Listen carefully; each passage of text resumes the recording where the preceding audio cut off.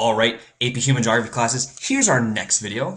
And what we're going to talk about is inner city difficulties, all right? The area just outside the CBD, all right? Let's get to it. All right, let's first start with physical issues, all right? Most inner cities are in a process of deterioration. It's really a cycle of deterioration, all right? So housing conditions today are very poor in most inner city areas because most of them were built in the 1940s and they've become dilapidated, and here's the reasons why.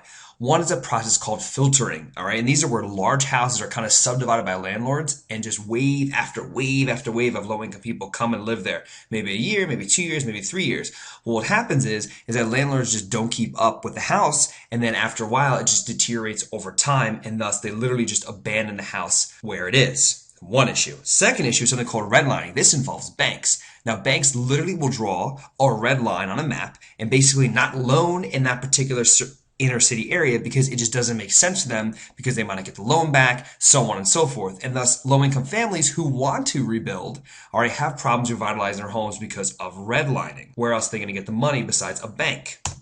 All right, other physical issues. Well, to tackle this, what the government created was something called an urban renewal plan that really started in 1949, picked up in the 50s and 60s. The local governments and state governments literally went into inner cities, knocked down entire buildings in the inner city area in order to rebuild. Now, the problem is they often gave the permits to private developers or to public agencies and didn't really rebuild living quarters for people. All right, so this was at first funded by the national government to help pay for this process. But again, the criticism was that, well, they're supposed to replace low-income housing and they're displacing people and they're not even rebuilding a revitalized low-income housing area. All right, so again, United States and Europe really started this process and then it really kind of died off into the 1970s. All right, so today, how do we rebuild these urban areas? Well, there's a lot of nonprofits that renovate the area.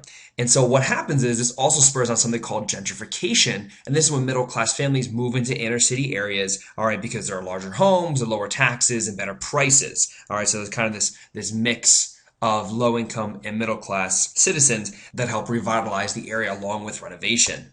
All right, let's talk about social issues.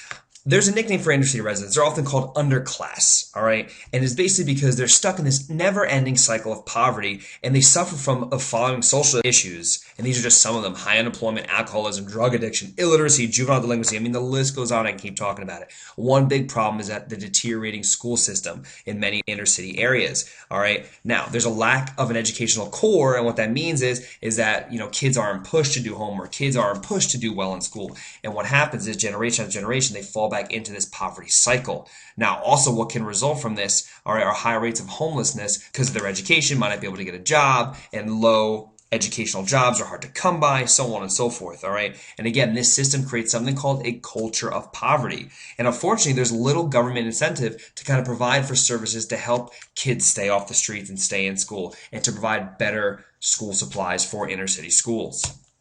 All right, other inner city issues. Let's go to economic issues, all right? So inner city residents only pay very little in taxes, and we kind of talk about that because of their low incomes. Well, this creates two problems for cities. One is that they have to reduce their services. With less tax revenue comes less services that they can delineate out. So they'll close libraries, they'll eliminate some bus routes, right? And they'll even delay replacing school equipment. And again, I kind of talked about why school is important in the previous slide. But they'll also raise tax revenues. They'll literally spend the public's money to increase the CBD area, aka the central business district, where all these businesses are. And in turn, the local government hopes that businesses provide services and outreach programs for the local community. But really, it's a gamble on public money. You don't really know what businesses are going to do if you cut their tax revenues. All right, let's talk about the recent 2008 recession here and what happened. So look, before 2008, there was an increase in subprime mortgages. And what that means is it's loans to inner city residences with poor credit or they're just first-time home buyers. They also have subprime mortgages in these residences, the highest risk of defaulting on a loan, yet nonetheless, these mortgages still increased. Well, what started to happen is housing prices were rising and the domestic and foreign investors saw that this increase in the housing rates and thus invested in them prior to 2008. Well, when the recession hit, the housing market burst. All right, people started foreclosing their homes, prices of homes fell dramatically, and lenders, aka banks and investors, both domestic and foreign, lost billions of dollars. who was really hurt in this is people who were losing their homes in inner city residences. That's who was really hurt by this. After the 2008 recession, it still impacted housing. Mortgages were often more than the value of the house. So for example, people before 2008 might have took out a loan for $230,000 because that's what their home value was. But let's say they're paying back on that loan and their price now, their home price now after 2008 recession is less than the loan. So they're literally paying more for the house than it's worth. All right. Again, another cycle of deterioration due to the economic recession. All right. Quick little wrap up. We'll talk more about inner cities in class. See you then.